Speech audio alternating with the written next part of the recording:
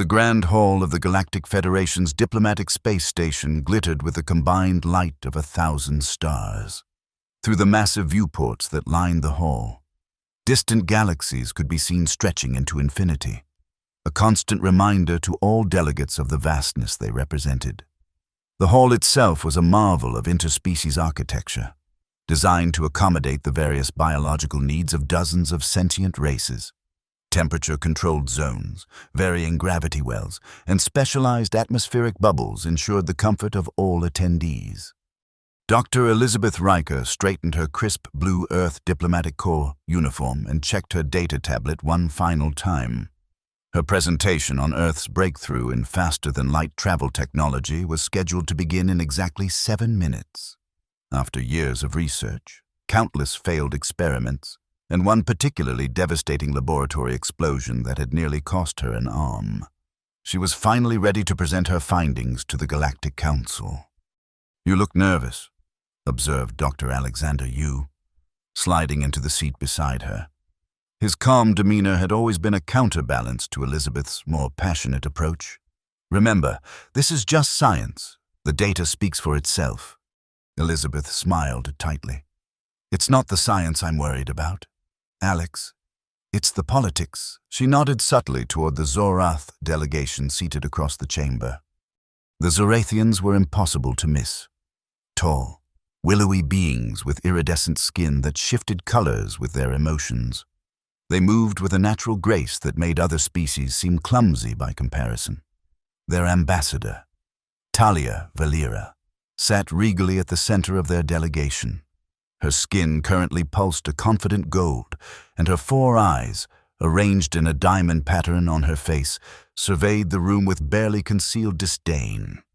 "The Zorath Empire has controlled FTL technology for 3 centuries," Elizabeth whispered. "They've built their entire economy and political standing on being the gatekeepers of interstellar travel. What I'm about to present undermines everything they've established." Alexander nodded thoughtfully. "Just stick to the facts. The Council values scientific advancement above political considerations. At least, that's the theory." "In theory," Elizabeth echoed, unconvinced. A soft chime rang through the hall, and the ambient lighting dimmed slightly. At the center of the chamber, a holographic projection of Council Elder Zhovak materialized. The ancient Phynaxian's tentacled form hovered over the central podium. Distinguished representatives of the Galactic Federation. Elder Zhovak's voice resonated through the chamber's perfect acoustics. "We convene today to hear presentations on recent scientific advancements from member worlds. Our first presenter represents Earth, a relatively recent addition to our Federation. Dr. Elizabeth Riker will be sharing research on alternative methods of faster-than-light travel." As Elizabeth rose from her seat, she couldn't help but notice the ripple of murmurs that spread through the assembly. Earth had only been part of the Federation for 23 years, barely a moment in the timescale of galactic politics. Humans were still viewed as newcomers, their technological capabilities regarded with a mixture of curiosity and condescension. Elizabeth took her position at the central podium. The holographic interface adjusted to her height, and she placed her data tablet on the scanner. Instantly, her presentation materials were projected in the air around her, visible to all delegates regardless of their position in the hall. "Esteemed members of the Council, honored representatives," she began, her voice steady despite her racing heart.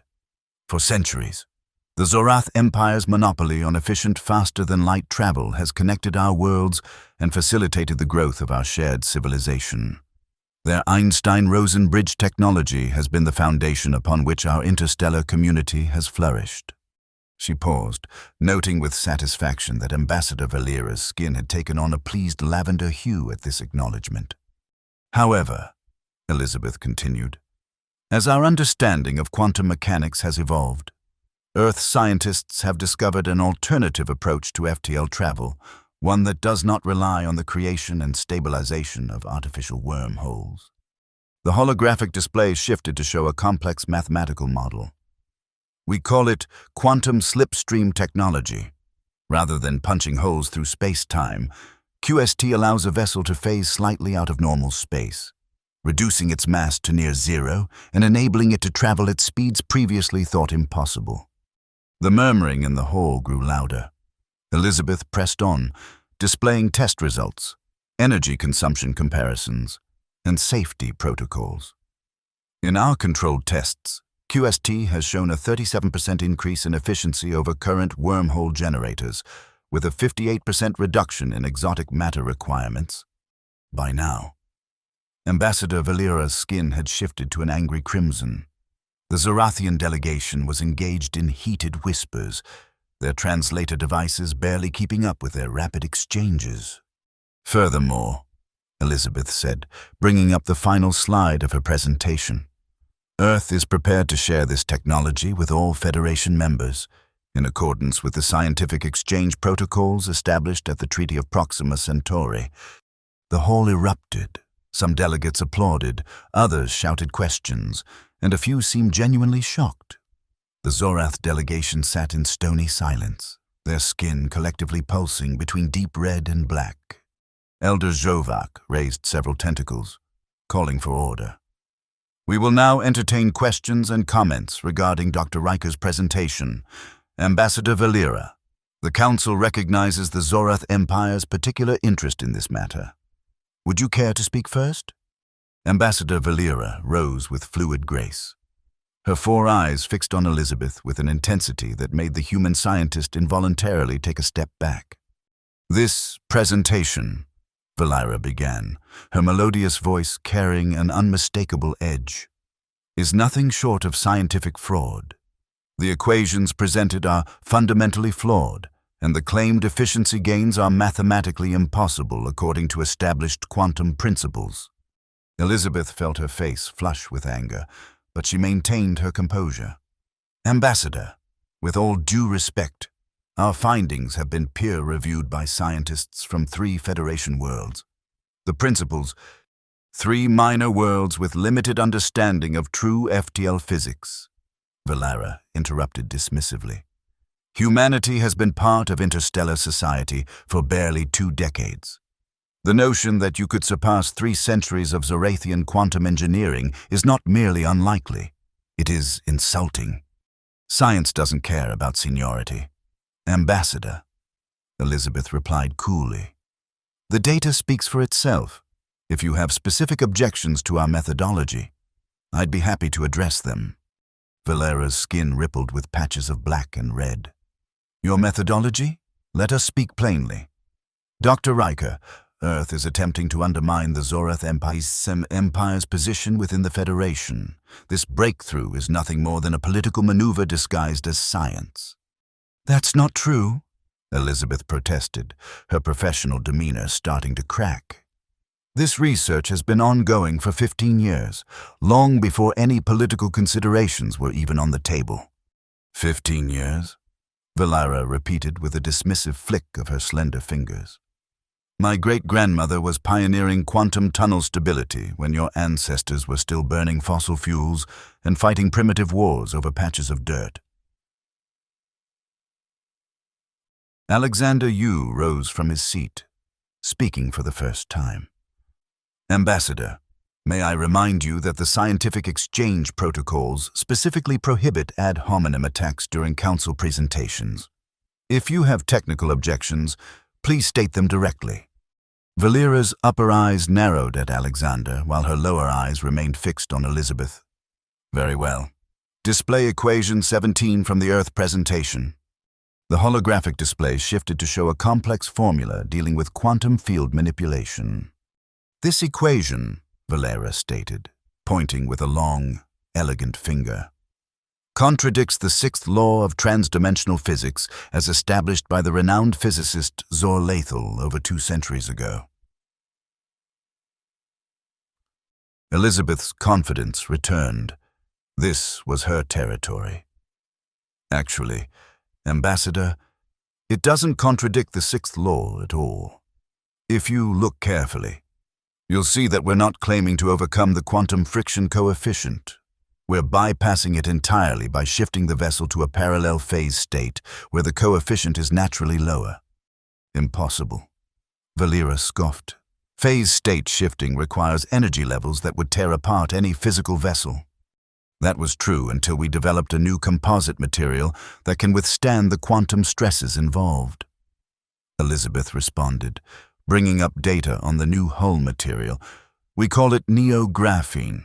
It's a carbon-based lattice with embedded quantum stabilizers that... Enough of these fantasies. Valera's voice rose sharply, her skin now pulsing with rapid flashes of red and black that indicated extreme agitation in Zorathians. The Council is wasting valuable time on what amounts to scientific fiction. Earth clearly seeks to disrupt the established order with these false claims. Elizabeth felt her patience wearing thin. Ambassador, I understand that our findings may be surprising, but I assure you they are the result of rigorous scientific inquiry. If the Zorath Empire wishes to send a scientific delegation to Earth to verify our results, we would welcome. We do not need to verify what is clearly impossible. Valera snapped. Your species has barely mastered interplanetary travel. The arrogance of humans knows no bounds. This isn't about arrogance, Elizabeth replied, her voice rising to match Valera's. This is about scientific progress. The Federation was founded on the principle that knowledge should be shared for the benefit of all. How noble. Valera's voice dripped with sarcasm. And I suppose Earth expects no economic or political advantages from undermining Zorath technology. Unlike some species, Elizabeth shot back, humans don't view scientific knowledge as a tool for political leverage. The hall fell silent at this direct challenge. Even Alexander looked alarmed at Elizabeth's boldness.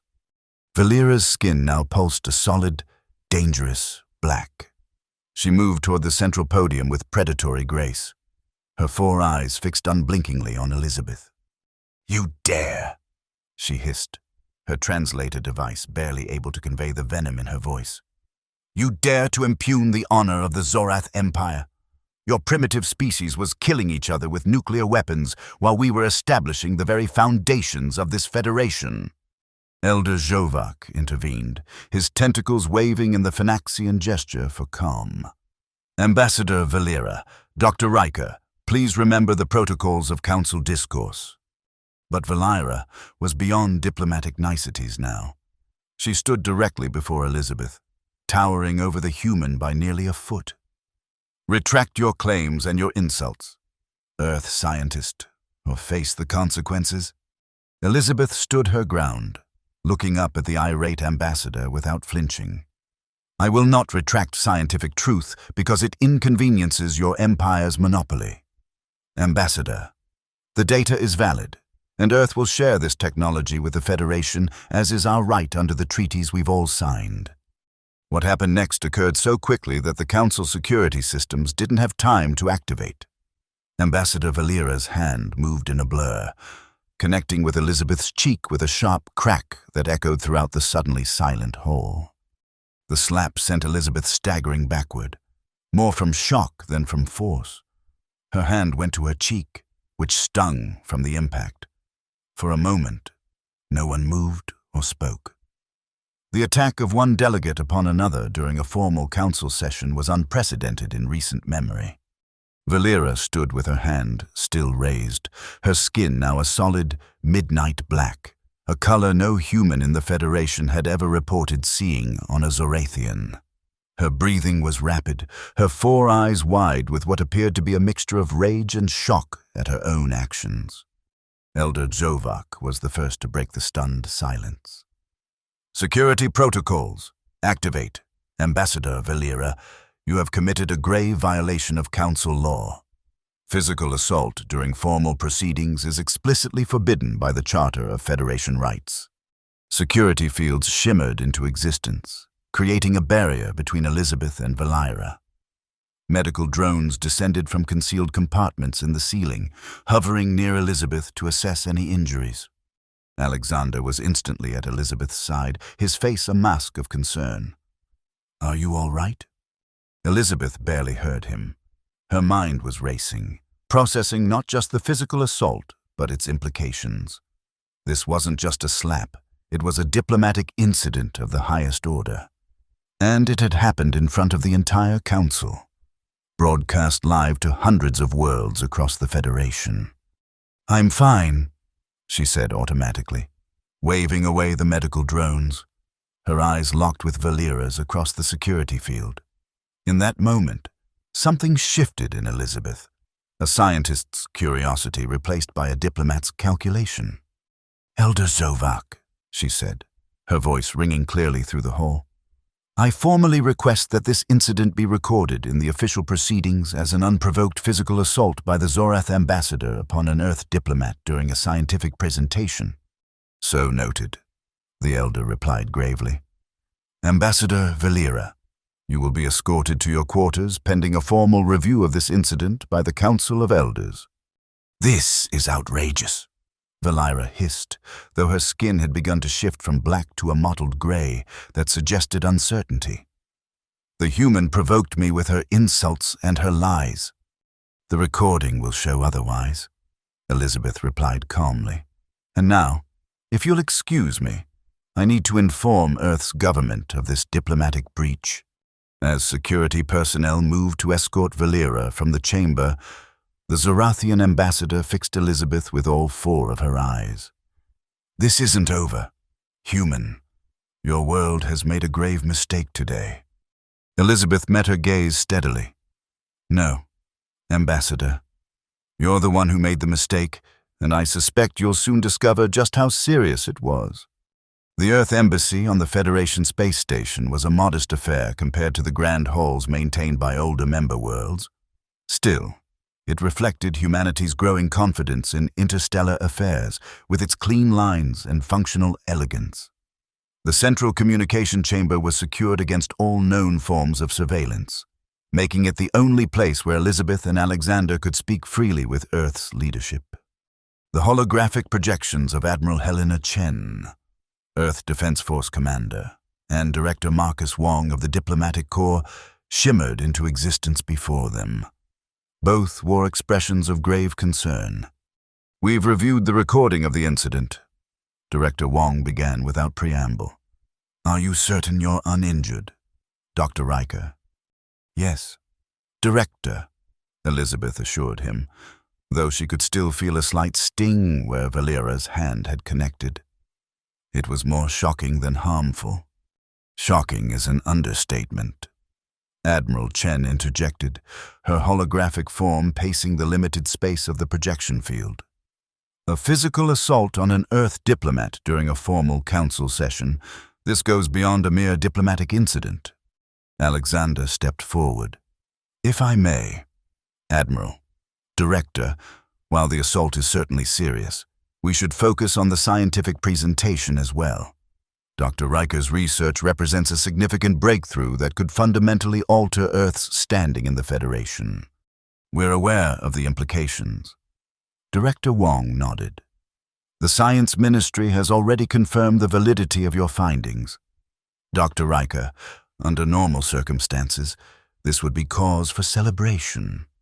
But these aren't normal circumstances," Admiral Chen added grimly. "The Zorath Empire controls 70% of interstellar shipping through their monopoly on wormhole generators. If they believe we're threatening that monopoly, they might retaliate." Elizabeth finished the thought. "That's why Ambassador Valera reacted so strongly. This isn't just about scientific prestige. It's about economic power." "Precisely," Director Wong confirmed. "And now, with this assault, we have a complex diplomatic situation on our hands. The question is, how do we respond?" Alexander spoke carefully. "The Federation Charter is clear on this matter. Physical assault during council proceedings is a serious breach of diplomatic protocol. The Zorath Empire will be required to issue a formal apology at minimum." "At minimum," Admiral Chen repeated with a hard edge to her voice. "But is that enough? This is the first direct attack on an Earth representative since we joined the Federation. If we accept merely an apology, it could be seen as weakness by other powers." Elizabeth felt a surge of indignation. "We can't let them dismiss this. Ambassador Valera didn't just attack me. She attacked Earth's scientific credibility and our right to share knowledge with the Federation. I agree, Director Wong said. However, we must be strategic. The Zorath Empire is one of the founding members of the Federation. They have alliances with 12 other major worlds. If we push too hard, we could find ourselves isolated. Or we could find out who our real allies are. Admiral Chen countered. Director, it's time we showed the Federation that Earth is not to be trifled with. I propose we activate the Sentinel Protocol. The room fell silent. Alexander looked stunned, while Elizabeth felt a mixture of surprise and vindication. The Sentinel Protocol? Director Wong repeated cautiously. Admiral, that would reveal capabilities we've kept classified for over a decade. Exactly, Admiral Chen said firmly. The Zorathians and others have underestimated us for too long. Assuming Earth maintains only a token defense force, it's time they learned otherwise. Elizabeth found herself nodding in agreement. This incident has provided us with the perfect justification. No one could argue that revealing our true military capacity is an act of aggression when it comes in response to an unprovoked assault. Alexander looked troubled. I understand the strategic reasoning, but this represents a significant escalation. Once the Sentinel Protocol is activated, there's no going back. Earth's relationship with the Federation will be fundamentally altered. It's already been altered, Elizabeth said firmly. Ambassador Valera made sure of that when she decided physical force was an acceptable response to scientific discourse. Director Wong sighed heavily. I'll consult with the President and the Security Council. In the meantime, Dr. Riker, you're to file a formal complaint with the Council of Elders. Dr. Yu, prepare diplomatic briefs for our allies within the Federation. They should hear our side of the story before the Zorathians begin their inevitable campaign of misinformation. And what about the research? Elizabeth asked. Do we proceed with sharing the QST data as planned? Admiral Chen and Director Wong exchanged glances. For now, delay any further disclosures. Director Wong decided. Let's resolve the diplomatic crisis first, then proceed with the scientific exchange from a position of strength. As the holograms flickered out, Elizabeth turned to Alexander. This isn't how I imagined my presentation would end. Few scientific breakthroughs come without controversy, he replied with a wry smile. Though I admit, galactic diplomatic incidents are usually reserved for the physics departments at more prestigious institutions. Despite everything. Elizabeth laughed. Just wait until you see what the chemistry department has planned for next year's council meeting. But underneath their momentary levity, both scientists understood that everything had changed. The slap that had echoed through the council chamber would soon resonate across the stars. News of the incident spread through the Federation with the speed of quantum communication. Within hours, every major world had received the official recording of Ambassador Valera's assault on Dr. Elizabeth Riker. The impact was immediate and varied. On the industrial worlds of the Taurian Collective, factory workers watched in shock as a human scientist was struck for presenting research. On Meridian Prime, the financial hub of the Federation's inner worlds, trading algorithms automatically adjusted, sending Zorath shipping stocks into a moderate decline. In the universities of New Cambridge on Alpha Centauri, students held impromptu debates about the ethical implications of monopolizing crucial technology. And aboard the Federation space station, Elizabeth found herself unexpectedly at the center of a diplomatic storm. Dr. Riker, called a voice as she made her way to the Earth Embassy the following morning. She turned to see Nax Vala, the reptilian representative from Sirius Night, approaching with a formal bow. My government wishes to express its deep concern regarding yesterday's unfortunate events. Please know that the Syrian Confederacy stands with Earth in this matter. Thank you, Representative, Elizabeth replied, somewhat taken aback by this unsolicited support. Earth appreciates your solidarity. Throughout the day, similar encounters occurred. Some representatives offered explicit support, others more guarded expressions of concern, but all seemed eager to engage with Elizabeth, a stark contrast to the polite indifference that had characterized most interactions with human diplomats previously. "You've become the face of Earth overnight," Alexander observed as they reviewed the diplomatic communiques that had flooded in. "The Federation news networks are calling it the slap heard across the galaxy." "Catchy," Elizabeth remarked dryly. "Any word from the Council of Elders on my formal complaint?" "They've scheduled an emergency session for tomorrow. Both you and Ambassador Valera will be asked to speak." Alexander hesitated before adding, "The Zorathian embassy has issued a statement claiming you deliberately provoked Valera with culturally insensitive remarks that question the honor of the Zorath people." Elizabeth's eyes narrowed. "That's absolutely false. The recording clearly shows." "I know," Alexander assured her. "Nobody who's seen the recording believes their version. But it's a standard diplomatic tactic. Create an alternative narrative to muddy the waters." Before Elizabeth could respond, her communication device chimed with an incoming message from Earth. It was Director Wong, his expression grave. "Dr. Riker, Dr. Yu, the Security Council has made its decision. The Sentinel Protocol has been activated. The first phase is already underway." Elizabeth felt a surge of vindication mixed with apprehension. "How long until deployment is complete?" "The advanced elements are already in position," Wong replied. "The main force will arrive within 12 hours, coinciding with tomorrow's council session." Alexander looked concerned. "Has there been any response from the Zorath Empire?" "Nothing official," Wong said. "However, our intelligence suggests they're confused by the sudden disappearance of our monitoring satellites near their border outpost. They don't yet realize what's coming."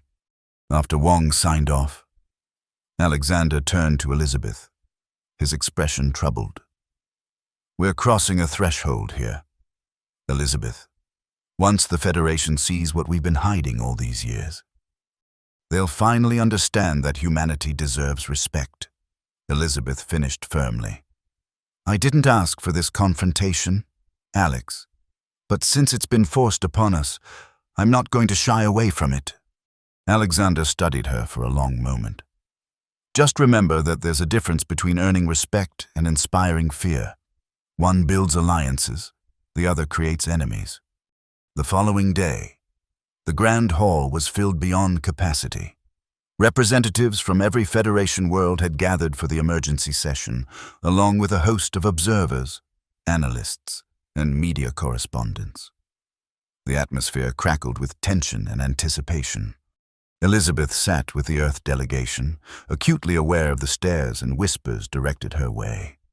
Across the chamber, Ambassador Valera and the Zorath delegation maintained rigid postures, their skin collectively pulsing with a deep blue that denoted formal diplomatic engagement. Elder Jovak's holographic form materialized above the central podium, his tentacles arranged in the Phynaxian pattern that signified judicial authority. "This emergency session of the Galactic Council is now in session," the Elder announced. "We are convened to address a formal complaint filed by Earth regarding an incident of physical assault committed by Ambassador Talia Valera of the Zorath Empire against Dr. Elizabeth Riker during yesterday's scientific presentation." The Elder's tentacles waved toward a large holographic display. "The recording of the incident has been verified as authentic and unaltered. It clearly shows Ambassador Valera striking Dr. Riker following a verbal exchange regarding Earth's research into faster-than-light travel technology." Murmurs swept through the assembly as the recording played, showing the moment of the slap in high definition from multiple angles. "Before we proceed," Elder Zovak continued, "I must inform the Council that we have received an urgent communication from Earth's government. They have requested permission to address the Council directly regarding this matter. As this is most unusual, I will now open the floor to discussion on whether to grant this request." To everyone's surprise, it was Ambassador Valera who rose first. "The Zorath Empire has no objection to hearing from Earth's leadership. Perhaps they wish to offer an explanation for their representative's provocative behavior." Elizabeth bit back a retort, mindful of Alexander's warning glance. Very well. Elder Zovak's tentacles rippled in acknowledgement. By consensus of the Council, Earth's leadership may address this assembly. The central holographic projector hummed to life, and a new figure appeared beside Elder Zovak. President Maria Santos of the United Earth Government stood in her formal blue and gold uniform, her expression resolute. Honored Elder Zovak, distinguished representatives of the Galactic Federation, President Santos began, her voice clear and strong. Earth comes before you today with grave concern. For 23 years, we have been loyal members of this federation. We have abided by its laws, contributed to its scientific knowledge, and respected its customs. The President's gaze swept across the assembly. Yesterday, that respect was not reciprocated. An Earth scientist, presenting verified research in accordance with Federation protocols, was physically assaulted by a senior diplomat from one of the Federation's founding members. She paused, allowing her words to sink in. Let me be clear.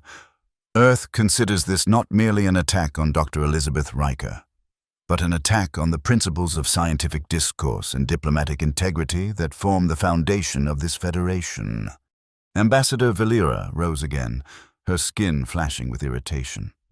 President Santos, while the Zorath Empire regrets the intensity of yesterday's exchange, we maintain that your representative made statements that question the honor and integrity of our people in our culture. Ambassador, President Santos interrupted firmly. No cultural differences justify physical violence in a diplomatic forum, but I did not come here to debate this point. I came to inform the Federation of Earth's response. A murmur of surprise rippled through the chamber. The President's tone had shifted, carrying an authority that commanded attention. For too long, she continued, Earth has been viewed as a minor power within this federation, a newcomer to be tolerated rather than respected.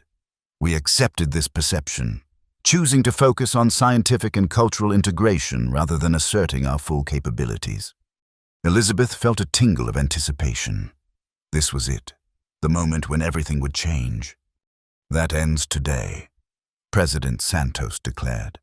In response to the unprovoked assault on our diplomat, and to ensure the safety of all Earth representatives throughout the Federation, I have authorized the deployment of the Earth Defense Fleet to this sector.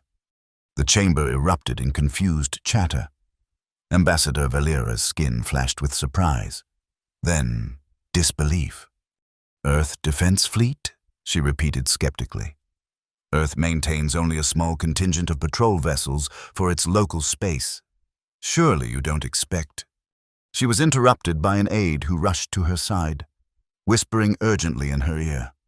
Valera's four eyes widened, and her skin paled to an ashen gray. President Santos allowed herself a small smile. Perhaps, Ambassador, you should consult the station's long-range sensors. Elder Zovak did precisely that, his tentacles manipulating the holographic controls. The central display shifted to show the space surrounding the Federation station. Gasps echoed throughout the chamber. Where there had been empty space just hours before, hundreds of vessels now hung in perfect formation, sleek, dark ships of unmistakably human design, their hulls bearing the blue and gold insignia of the Earth Defense Force. They ranged from nimble corvettes to massive dreadnoughts, each bristling with weapon systems that had never been seen outside Earth's solar system. By the Cosmic Mothers, someone whispered loudly enough to be heard throughout the stunned chamber. Where did they come from?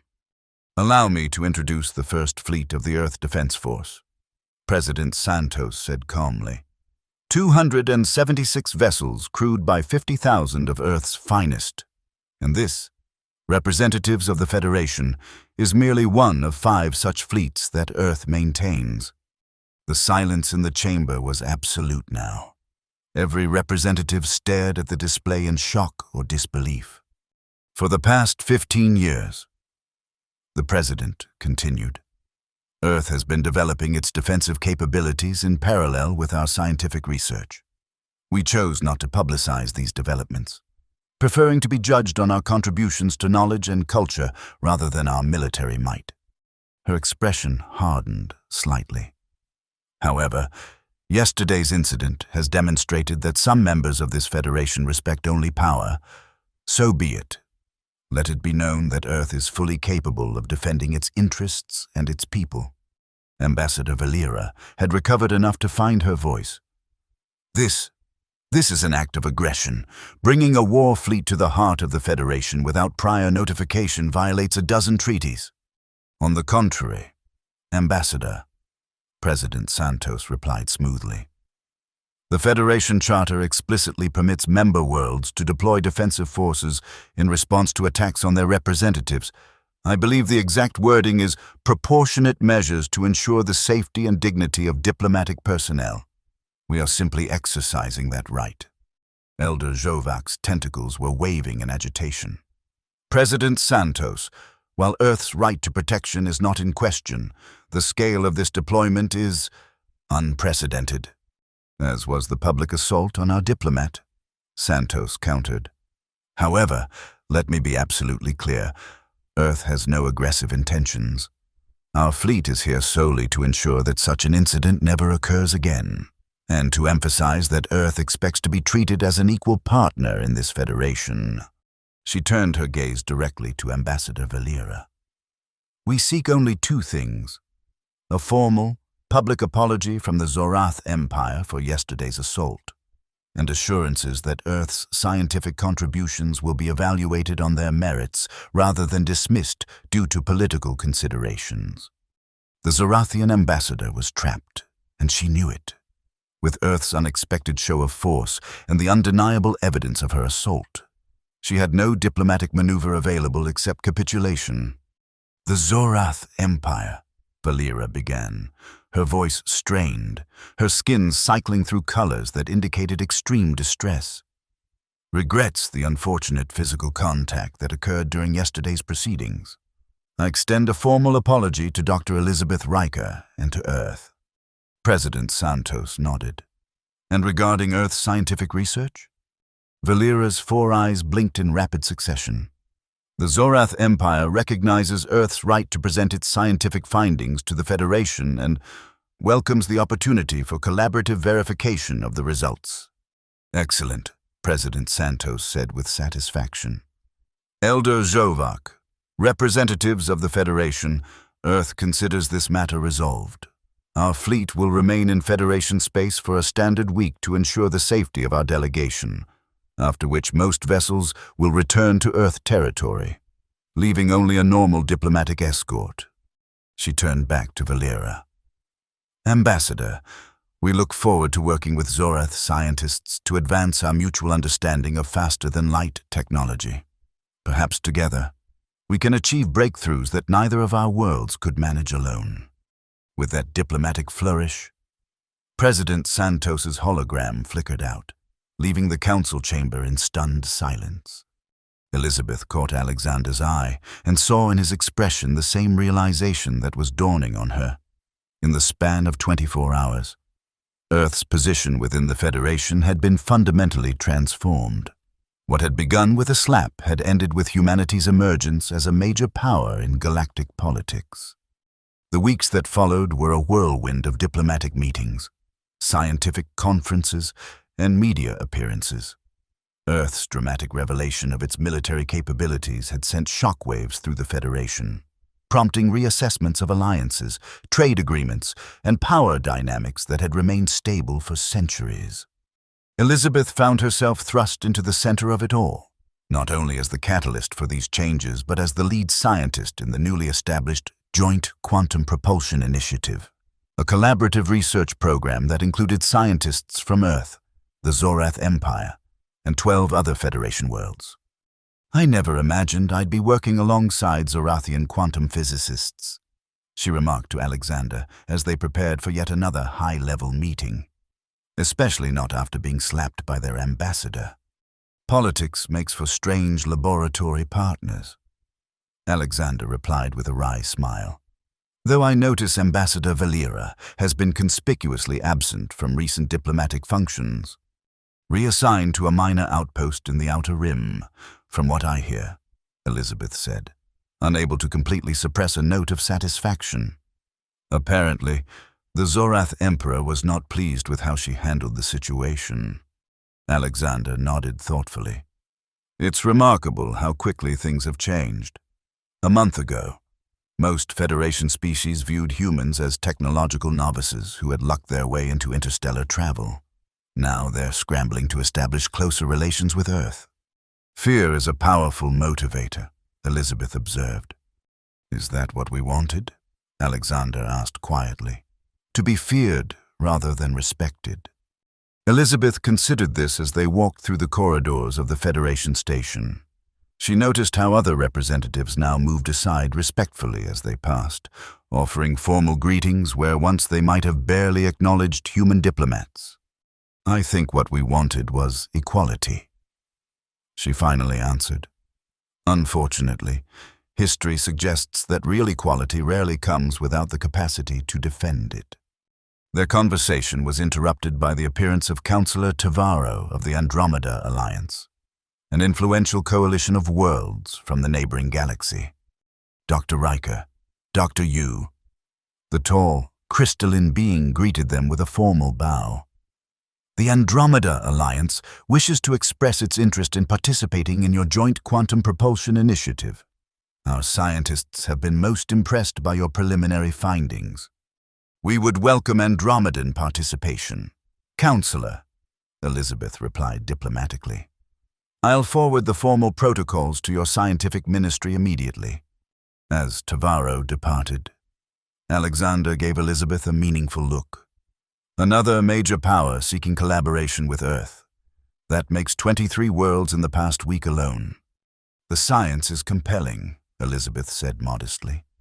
It's not just the science, and you know it, Alexander countered.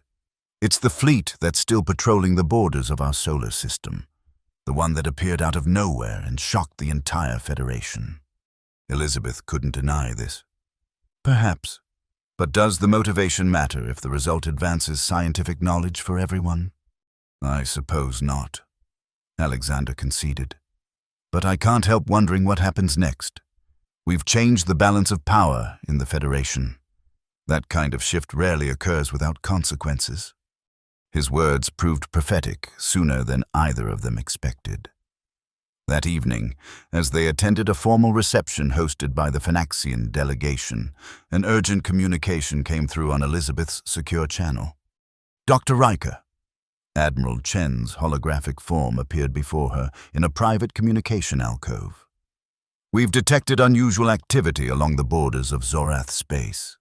Multiple fleet movements, communications blackouts at key outposts, and energy signatures consistent with weapons testing. Elizabeth felt a chill run down her spine. Do you believe they're planning some form of retaliation? Unclear, the Admiral replied grimly. But we're not taking any chances. The second and third fleets have been placed on high alert, and we've quietly dispatched additional security personnel to all Earth embassies throughout the Federation. Should we be concerned about our safety here on the station? Elizabeth asked, thinking of the hundreds of Earth scientists and diplomats currently present. We don't believe there's any immediate threat, Admiral Chen assured her. The station is neutral territory, and any aggressive action there would unite the entire Federation against the aggressor. But stay vigilant and report anything unusual immediately. After the Admiral signed off, Elizabeth rejoined Alexander at the reception, doing her best to maintain a calm exterior despite her growing concern. Problem? He asked quietly, noting her expression. Potentially, she murmured, keeping her voice low. The Zorathians are up to something. Military movements along their borders. Alexander frowned. I was afraid of this. They've been publicly cooperative since the incident, but their empire isn't known for forgiving perceived humiliations. What do you think they'll do? Elizabeth asked. Before Alexander could respond, they were approached by none other than Zor Thal, the newly appointed Zorath ambassador who had replaced Valera. Dr. Riker, Dr. Yu. The ambassador greeted them, his skin a carefully maintained diplomatic blue. "I trust you are enjoying the reception." "Indeed, Ambassador," Elizabeth replied smoothly. "The Phynaxians always host excellent events." "Yes, they are known for their hospitality." Zorthal agreed. "Much as Earth is becoming known for its surprising capabilities." There was an unmistakable edge beneath his polite tone. "The universe is full of surprises, Ambassador," Elizabeth said carefully. "That's what makes scientific exploration so rewarding." "Indeed." Zorthal's 4 eyes studied her intently. "Speaking of exploration, I understand your government has proposed extending the Joint Quantum Propulsion Initiative to include tests in Sector 7 Alpha, near our shared border." Elizabeth nodded. "The quantum resonance patterns in that sector are particularly suitable for advanced trials of the technology. How fascinating that Earth should express such specific interest in a sector that also happens to contain 3 of our major military outposts," Zorthal observed silkily. The implication was clear. The Zorathians suspected Earth's scientific initiative of being a cover for military intelligence gathering.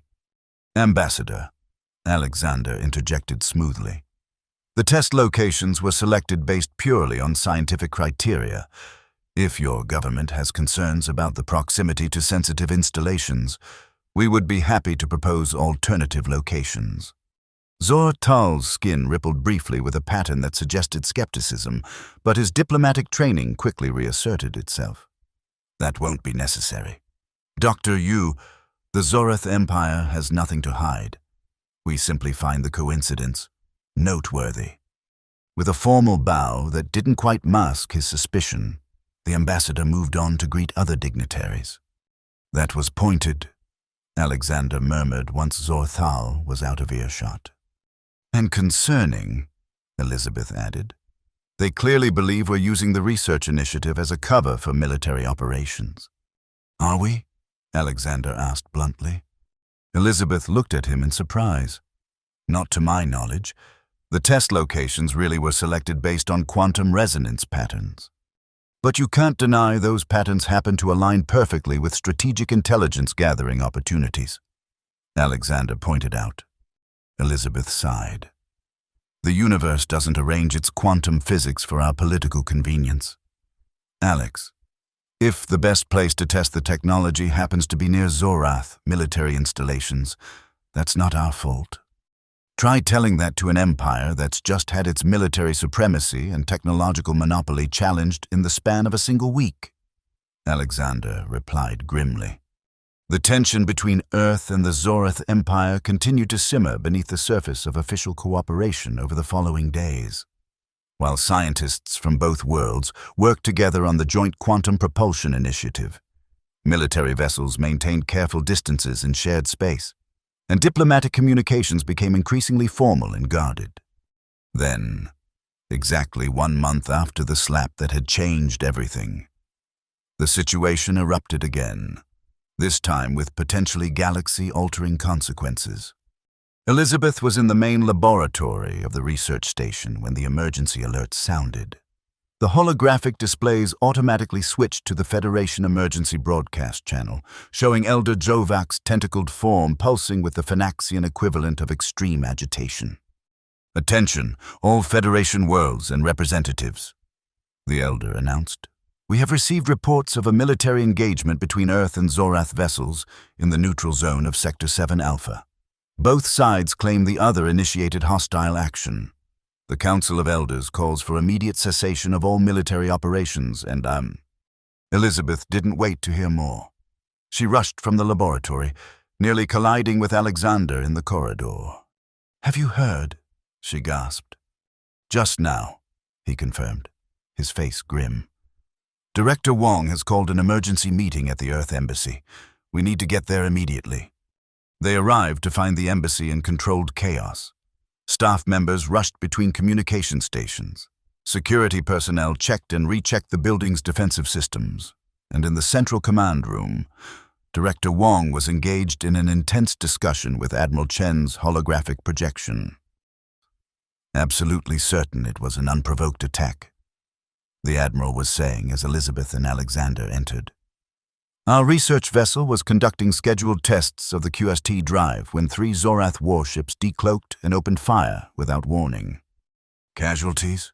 Director Wong asked tensely. 7 dead, 15 injured. The research vessel suffered significant damage but managed to activate its emergency jump system. It's currently en route to Earth space under escort. Wong noticed Elizabeth and Alexander's arrival. Dr. Riker, Dr. Yu, you need to hear this. The Zorathians have just issued a statement claiming that our research vessel was actually a disguised military intelligence ship conducting illegal scans of their defense installations. That's absurd, Elizabeth protested. The Aurora is a dedicated science vessel. It doesn't even have military-grade scanning equipment. The Zorathians claim to have sensor logs proving otherwise, Admiral Chen said grimly. They're presenting them to the Council of Elders as we speak.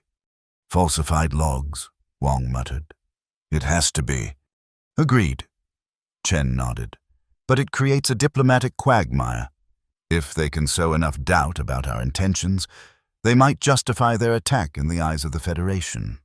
Elizabeth felt a cold realization settle over her. This isn't about the research vessel, is it? This is their response to the fleet deployment after the slap. They're creating a pretext to challenge Earth militarily without seeming like the aggressors. Precisely, Admiral Chen confirmed. And it gets worse. The Zorath Emperor has issued a formal statement condemning Earth's pattern of provocative actions and calling for sanctions against our world. They're trying to isolate us diplomatically while testing our military resolve, Alexander observed. Classic intimidation tactics.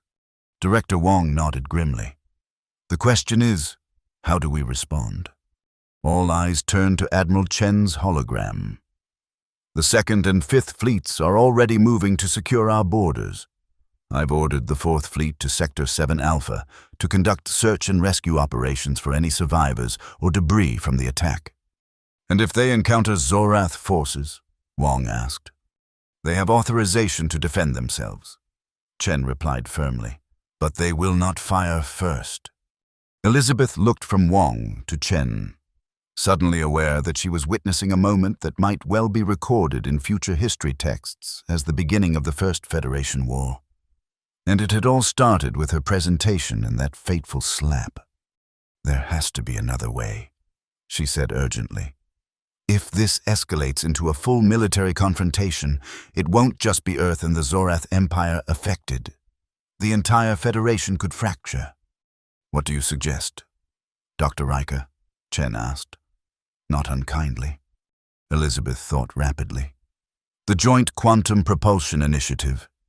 It's the one area where we're still cooperating, if we can use that as a diplomatic channel. The Zorathians have already suspended their participation following the incident, Wong pointed out. Then we need to give them a reason to return to the table, Elizabeth insisted. Something too valuable to ignore. She turned to Alexander. The phase shift equations we've been working on, the ones that could potentially increase efficiency by another 22%. Alexander's eyes widened as he caught her meaning. You want to offer them our latest breakthrough as a peace offering?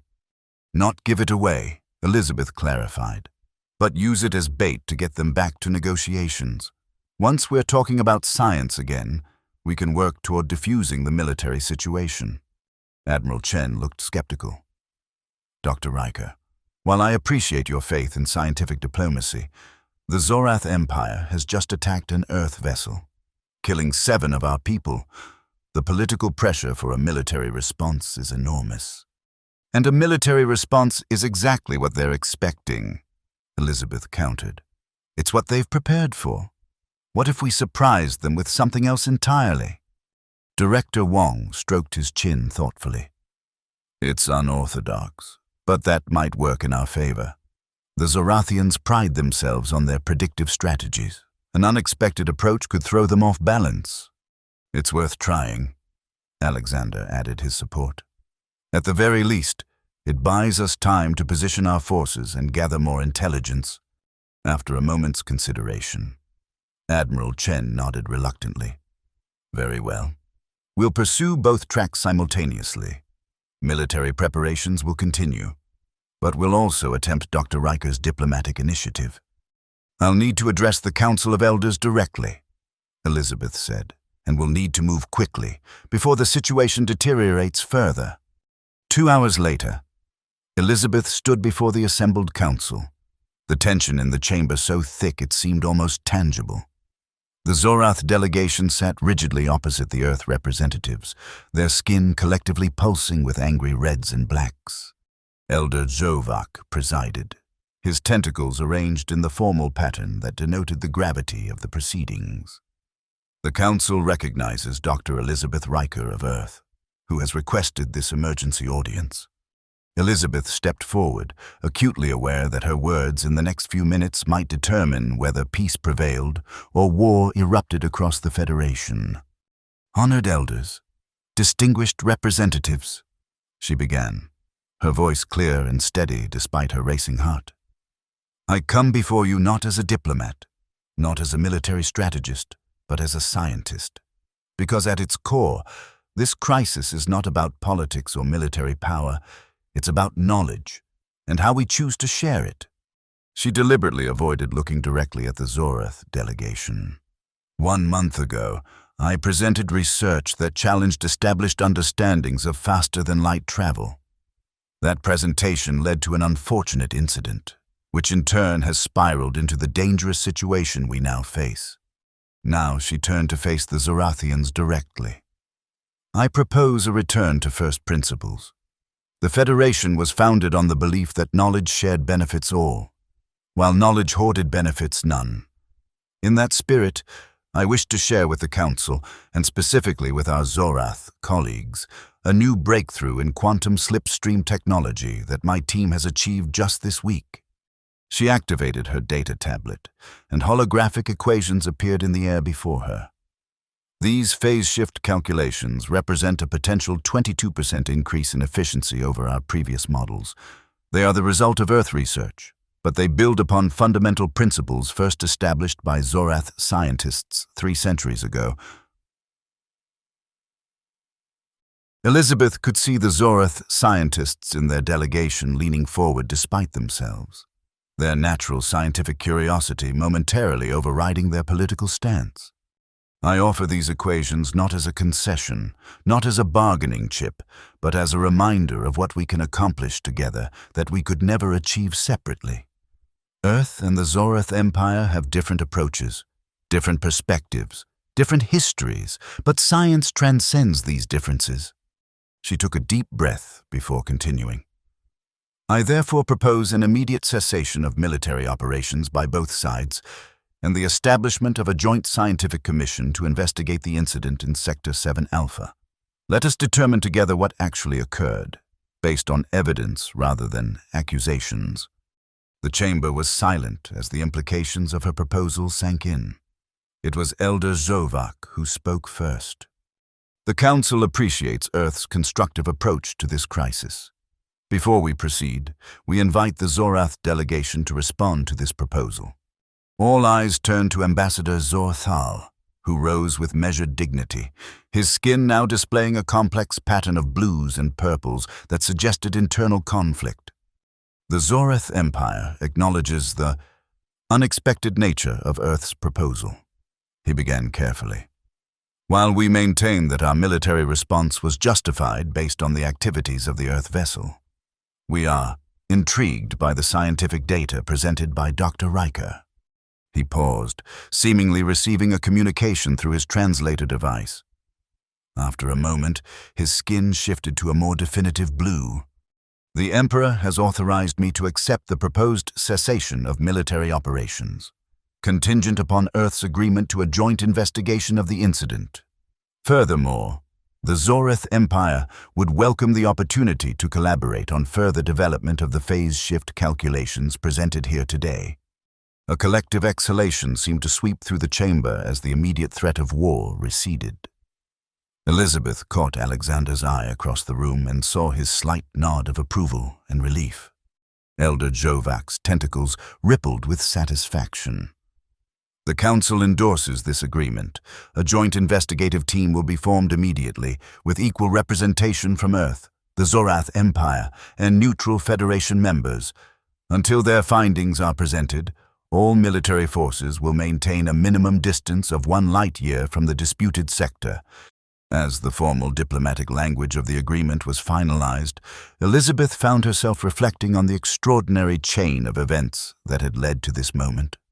What had begun with a scientific presentation, escalated with a slap, and nearly erupted into interstellar war had now come full circle, back to the collaborative scientific principles that formed the heart of the Federation.